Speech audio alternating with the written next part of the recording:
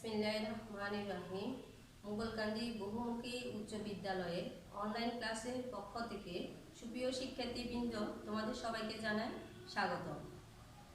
আমি ফয়জিয়া সুলতানা, সহকারী শিক্ষক, মুগলকান্দি বহুমুখী উচ্চ বিদ্যালয়, সোনাগাজী, ফেনী। সুপ্রিয় শিক্ষার্থীবৃন্দ, আশা করি আল্লাহর অশেষ রহমতে তোমরা সবাই ভালো আছো, নিরাপদে আছো, বাসায় আছো। আজকে আমি নবম দশম শ্রেণীর শিক্ষার্থীদের গণিত বিষয়ে নবম অধ্যায়ের ত্রিকোণমিতিক অনুপাত নিয়ে আলোচনা করব। আচ্ছা, সবাই একটু বোর্ডে খেয়াল করো।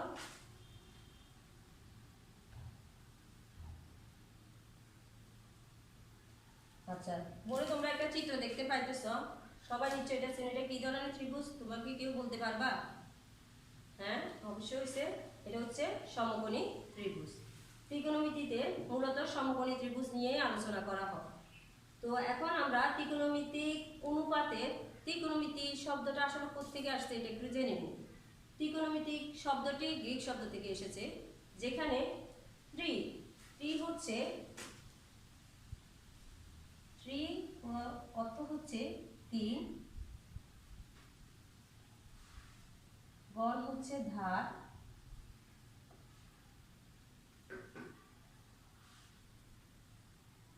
ম্যাট্রন হচ্ছে পরিমাণ।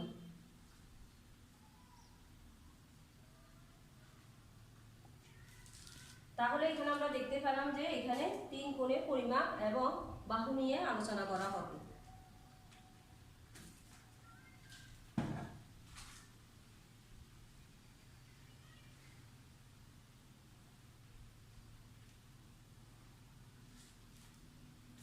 যেহেতু ত্রিভুজটা বলছিল একটা সমকোণী ত্রিভুজ, তো এখানে আমরা একটা নাম দিয়ে দিলাম এ বি সি। প্রথমে আমাদেরকে জানতে হবে সমকোণী ত্রিভুজ কাকে বলে। নিশ্চয়ই তোমরা জানো, এর আগে তোমরা এটা জেনেছো। তাহলে সমকোণী ত্রিভুজ হচ্ছে যে ত্রিভুজের একটি কোণ সমকোণ। তাহলে এখানে চিত্রে কোন কোণটা সমকোণ? বি কোণটা হচ্ছে সমকোণ, হচ্ছে 90 ডিগ্রি। তাহলে আর এই যে ত্রিভুজের যে 3টা কোণ, একটা কোণ যদি সমকোণ হয় তাহলে আরো আছে কয়টা কোণ? 2টা কোণ। একটা হচ্ছে মানে বিএসি কোণ, এখানে হচ্ছে আরেকটা এসি বি কোণ। তাহলে এই দুটি কোণ হচ্ছে সূক্ষ্মকোণ। তাহলে এখানে সূক্ষ্মকোণ আছে, সমকোণ আছে, এবং কি এখানে 3টা বাহু আছে। একটা বাহু হচ্ছে এবি, একটা হচ্ছে বিসি, একটা হচ্ছে এসি।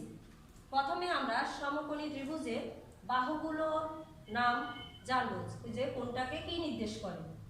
তো এবিসি সমকোণী ত্রিভুজে প্রথম যে বাহুটা দেখো, যে এসি বাহু।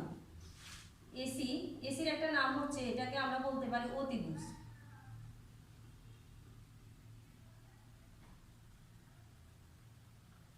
অতিভুজ। এখন অতিভুজ কাকে বলে এটা আমরা একটু জেনে নেব।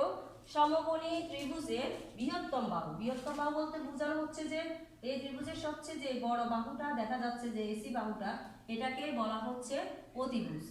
তাহলে এটাকে কি বলা হচ্ছে? অতিভুজ। তাহলে এসিটা হচ্ছে এই ত্রিভুজের অতিভুজ। এরপরে একটা বাহু হচ্ছে, এটা আমরা পাশে দিন আমরা লিখে ফেলি, এটা হচ্ছে অতিভুজ।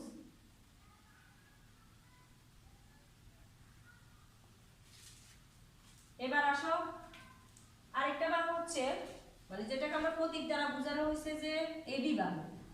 এবি বাহুর নামটাকে আমরা বিপরীত বাহুও বলতে পারি, এটাকে আমরা লম্বও বলতে পারি।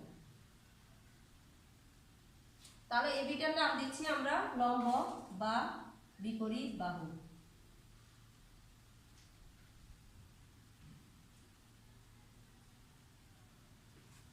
লম্ব বা বিপরীত বাহু। তাহলে সমকোণী ত্রিভুজের লম্ব বা বিপরীত বাহু কোনটা? এই যে কোণের বিপরীত দিকে যে বাহুটা দেখা যাইতেছে এবি, এটাকে বলা হচ্ছে লম্ব। লম্বকে আমরা এটাকে লম্ব বলতে পারি। এরপরে অতিভুজ, লম্ব, আরেকটা অংশ রয়ে গেছে বিসি। তাহলে বিসির নামটা কি? এটাকে বলা হচ্ছে ভূমি বা সন্নিহিত বাহু।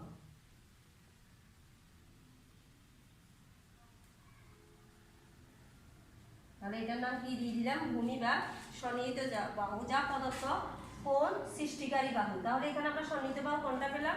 বিসিটা হচ্ছে সন্নিহিত বাহু।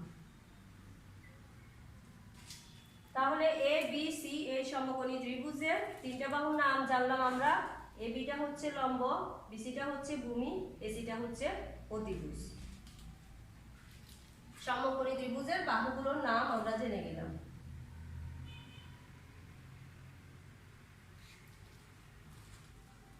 এবার আমরা সমকোণী ত্রিকোণমিতিক অনুপাতটা কাকে বলে এটা সম্পর্কে একটু হালকা জেনে নিব।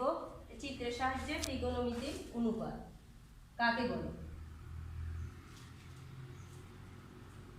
দেখো সবার।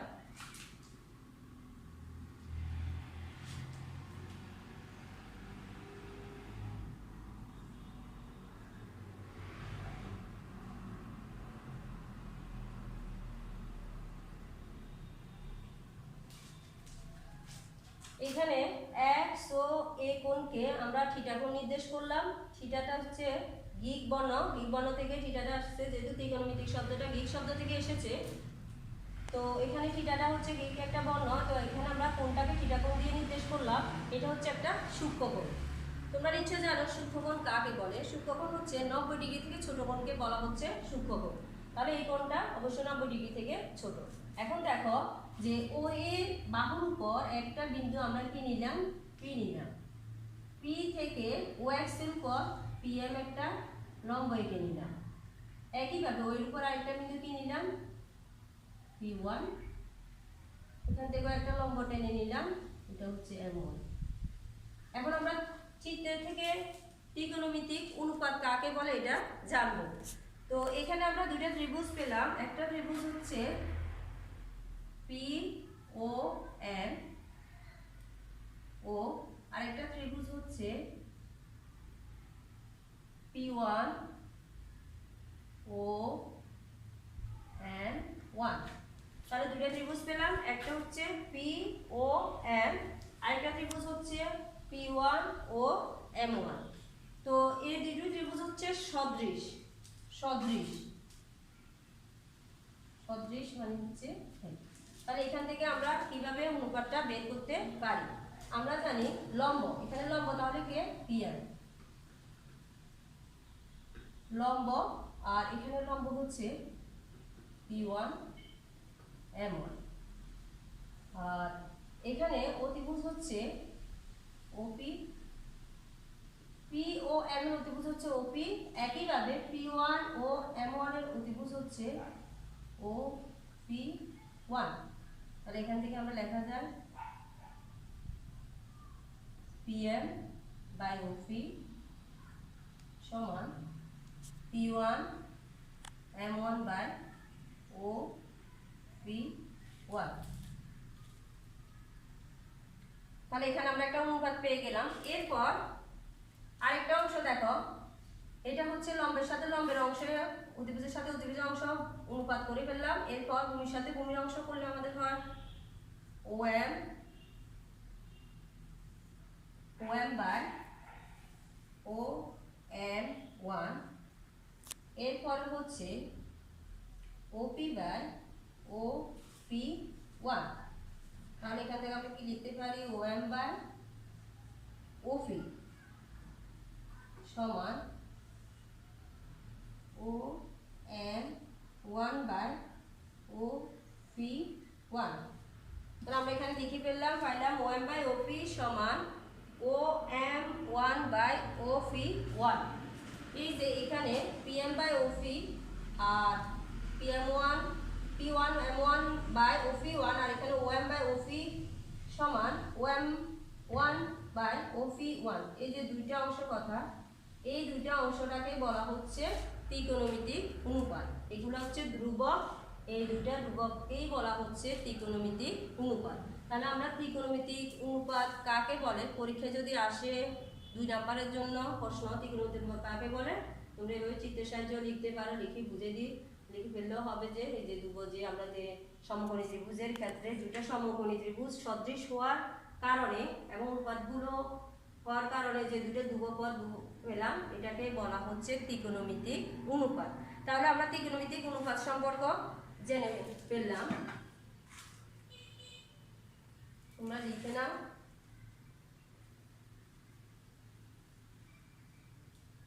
মূলত অনুপাতটা হচ্ছে একটা, তোমরা জানো অনুপাতটা কি, অনুপাতটা হচ্ছে একটা ভগ্নাংশ। এবার আমাদের পরের আলোচনা হচ্ছে সূক্ষ্মকোণের ত্রিকোণমিতিক অনুপাত। সূক্ষ্মকোণের ত্রিকোণমিতিক অনুপাত। তো এখানে সূক্ষ্মকোণ আগেই বলছিলাম যে সূক্ষ্মকোণ কাকে বলে।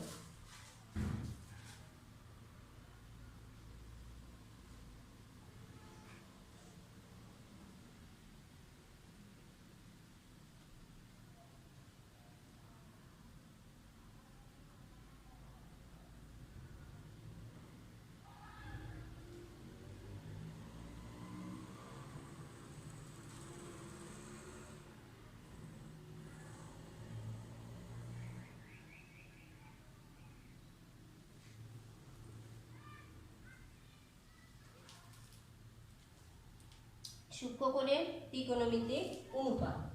এখন সূক্ষ্মকোণ হচ্ছে, আগেই বলা হয়েছে যে 90 ডিগ্রি থেকে ছোট কোণটাকে বলা হচ্ছে সূক্ষ্মকোণ। এখন সূক্ষ্মকোণের জন্য দেখো চিত্রটা থেকে বলতেছি।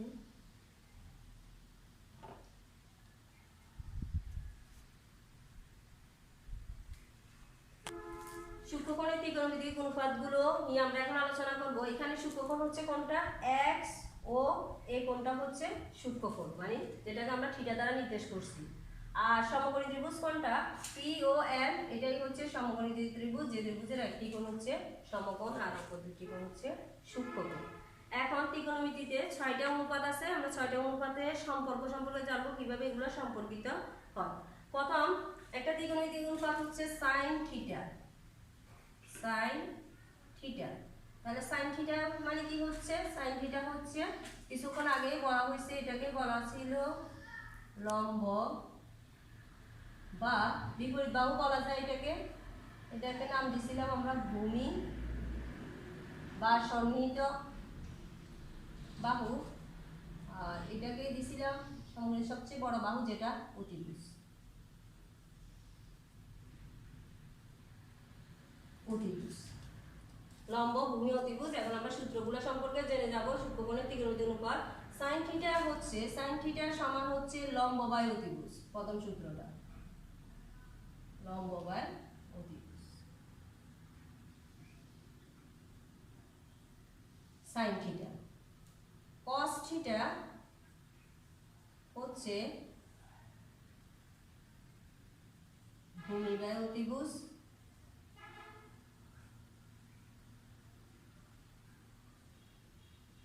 আর tan থিটা লম্ব বাই ভূমি।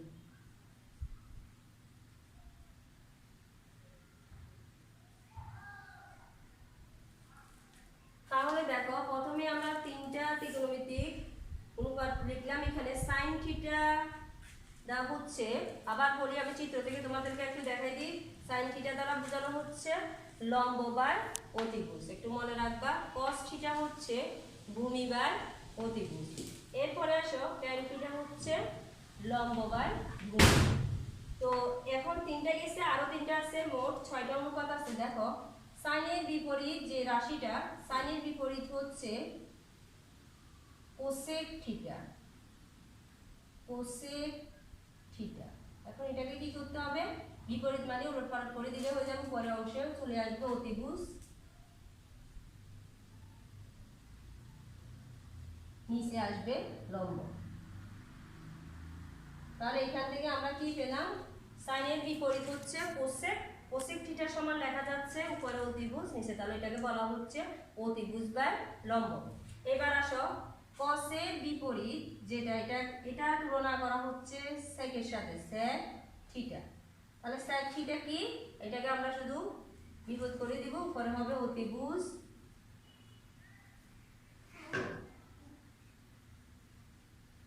আর নিচে হবে ভূমি। এবার আসো tan এর বিপরীত কোনটা, tan এর বিপরীত হচ্ছে cot থিটা। তাহলে এটা কি হবে, উপরে হবে ভূমি, নিচে হচ্ছে লম্ব। তাহলে আমরা ত্রিকোণমিতিক অনুপাত সূক্ষ্মকোণীয় ত্রিকোণমিতিক অনুপাতের মধ্যে আমরা যে 6টা অনুপাত পেলাম, একটা হচ্ছে sin থিটা, একটা cos, একটা tan, sin এর বিপরীত cosec, cos এর বিপরীত sec এবং tan এর বিপরীত হচ্ছে cot থিটা। তোমরা সবাই এগুলো একটু লিখে নাও।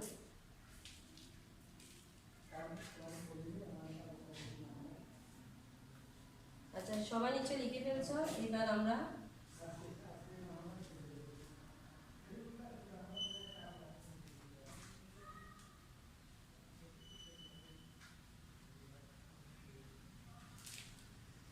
পরবর্তী আলোচনা করতেছি ত্রিকোণমিতিক অনুপাতগুলোর সম্পর্ক।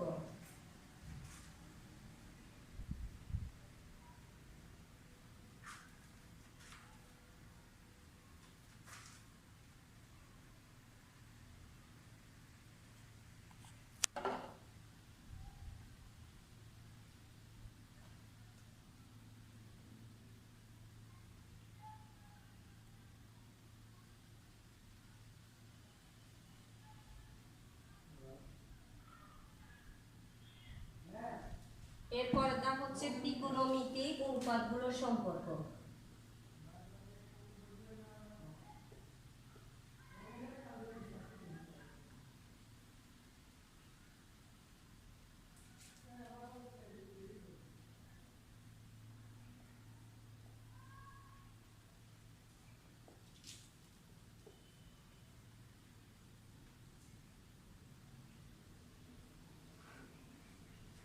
ত্রিকোণমিতিক অনুপাতের সম্পর্ক। এবার আমরা অনুপাতগুলোর সম্পর্কটা জেনে নিই, কোন অনুপাতের সাথে কোন অনুপাতের সম্পর্ক আছে। দেখো, কিছুক্ষণ আগে sin থিটা শিখে ফেলছিলাম আমরা। sin থিটা সমান, তোমরা কিছুক্ষণ আগে জেনে গেছো যে sin থিটা হচ্ছে লম্ব বাই অতিভুজ। আর sin এর বিপরীত একটা রাশি বলছিলাম, মানে অনুপাত বলছিলাম, এটা ছিল cosec থিটা। তাহলে আমরা sin থিটার সাথে কি লিখতে পারি? sin থিটা সমান হচ্ছে 1 by cosec theta. cosec theta. তাহলে একইভাবে আমরা cosec থিটা সমান কি লিখতে পারি? cosecটা হচ্ছে sin এর বিপরীত, তাহলে এখানে হয়ে যাবে cosec থিটা সমান হচ্ছে 1 বাই sin থিটা। তাহলে এখানে আমরা দুইটা সম্পর্ক জেনে গেলাম, একটা হচ্ছে sin থিটা সমান হচ্ছে 1 বাই cosec থিটা, একইভাবে cosec থিটা সমান আমরা লিখতে পারি 1 বাই sin থিটা। এর পরবর্তী ধাপ হচ্ছে পরেরটা সূত্র দেয় cos থিটা সমান, কিছুক্ষণ আগে শিখে ফেলছিলাম cos থিটা কি ছিল? ভূমি বাই অতিভুজ। আর cosটা কার ছিল বিপরীত বলছিলাম? sec theta. তাহলে cos থিটা সমান লেখা যায় 1 বাই sec থিটা। একইভাবে তাহলে sec থিটা সমান কি লেখা যায়? যেহেতু বিপরীত তার cos এর, তাহলে এই জন্য লেখা হচ্ছে 1 বাই cos থিটা। এবার পরবর্তী দেখো আরেকটা, এখানে এইগুলো tan থিটা। tan থিটা সমান আমরা শিখছিলাম লম্ব বাই হচ্ছে ভূমি, আর ট্যানটা বলছিলাম কার বিপরীত? কটের। তাহলে এখানে লেখা যাবে tan থিটা সমান হচ্ছে 1 by cot theta. cot theta সমান 1 বাই tan থিটা। এগুলো ত্রিকোণমিতিক অনুপাতগুলোর সম্পর্ক। ত্রিকোণমিতিক অনুপাতগুলো কিভাবে একটা একটার সাথে সম্পর্কিত হয় এখানে আমরা এগুলা দেখে নিলাম। এবার তোমরা একটু লিখে নাও এগুলো, সবাই হচ্ছে লিখে ফেলছো। এরপরে দেখো এই যে অনুপাতগুলোর সম্পর্ক যে 6টা লিখছি, এরপরেও tan এবং cot-এর সাথে আরেকটা সম্পর্ক আছে। tan থিটা সমান লেখা যায়, এই সূত্রটা তোমরা একটু জেনে নাও, sin theta by cos theta.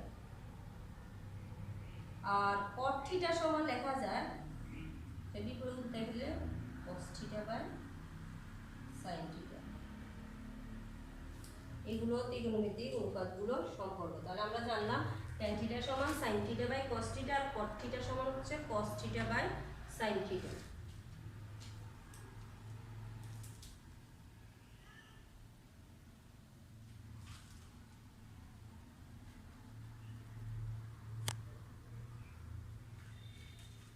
ত্রিকোণমিতিক অনুপাতগুলোর সম্পর্ক আমরা জেনে নিলাম। এখন আমরা জানবো ত্রিকোণমিতিক অভেদাবলী।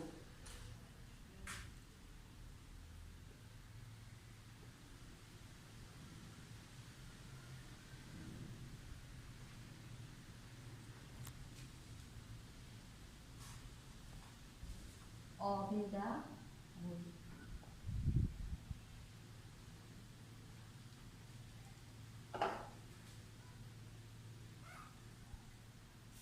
ত্রিকোণমিতিক অভেদাবলী, ত্রিকোণমিতিক অভেদাবলী সম্পর্কে আমরা জানবো। প্রথম যেটা হচ্ছে 1 নাম্বার, দেখো sin square theta plus cos square theta সমান হচ্ছে 1। তাহলে আমরা ত্রিকোণমিতিক অভেদাবলী একটা জানলাম কি sin square theta plus cos square theta সমান 1।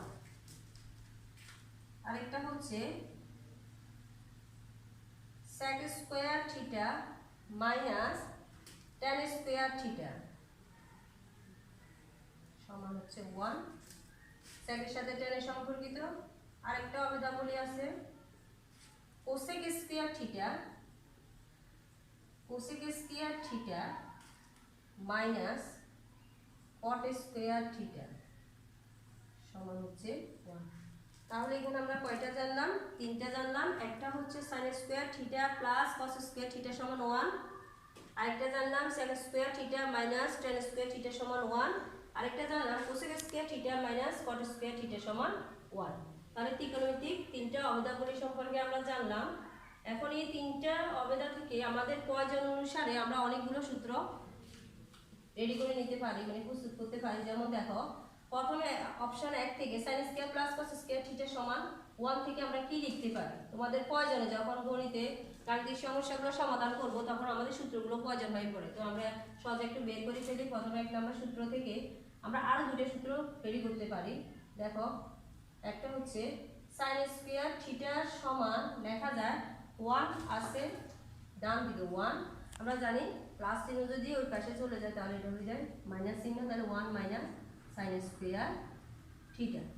তাহলে এই একটা অভেদাবলী থেকে আমরা আরেকটা সূত্র রেডি করে নিলাম, sin স্কয়ার থিটা সমান 1 মাইনাস cos স্কয়ার থিটা হবে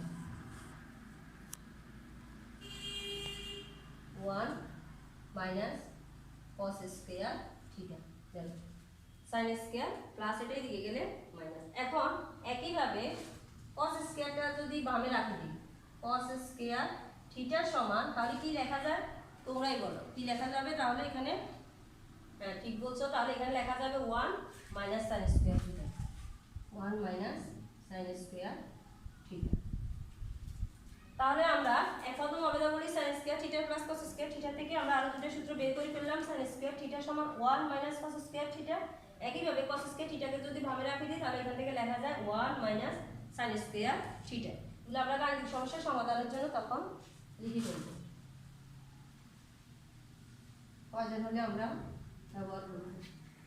এবার দেখো আরেকটা sec এর সাথে tan এর যে সম্পর্ক, এখান থেকে আমরা দুইটা বের করে ফেলব। sec স্কয়ার থিটা, তাহলে sec স্কয়ার থিটাটাকে যদি বামে রেখে দিই রাখলাম তাহলে এই পাশে কি লেখা যায়? ডানে আছে 1 মাইনাস আছে, মাইনাসটা যদি আমরা ডান দিকে নিয়ে যাই মাইনাস হয়ে যায় প্লাস tan স্কয়ার থিটা। তাহলে এখানে আমরা কি পেলাম? 1 প্লাস tan স্কয়ার থিটা। এবার আমরা আরেকটা এখান থেকে বের করতে পারি যে কি রাখা যাবে, sec রেখে ফেললাম। এবার পরেরটা দেখো sin স্কয়ার থিটা প্লাস 1 আছে ডান দিকে, এটা যদি বামে নিয়ে আসি তাহলে হবে মাইনাস 1, আর বামে আছে মাইনাস tan, এটা যদি পাশে নিয়ে যায় তাহলে এটা হয়ে যায় tan স্কয়ার থিটা,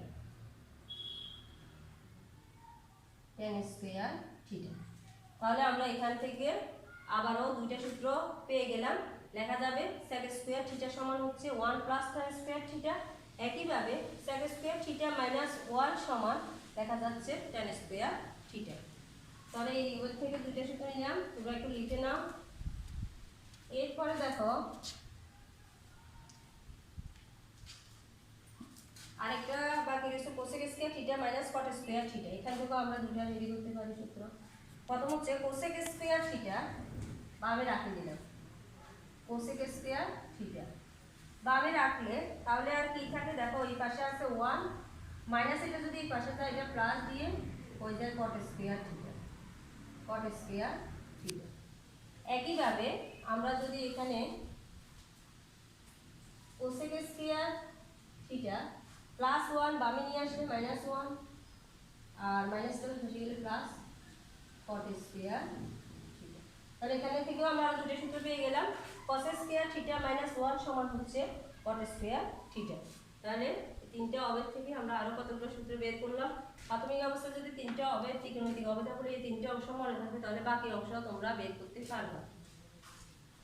তাহলে সবাই লিখে নাও।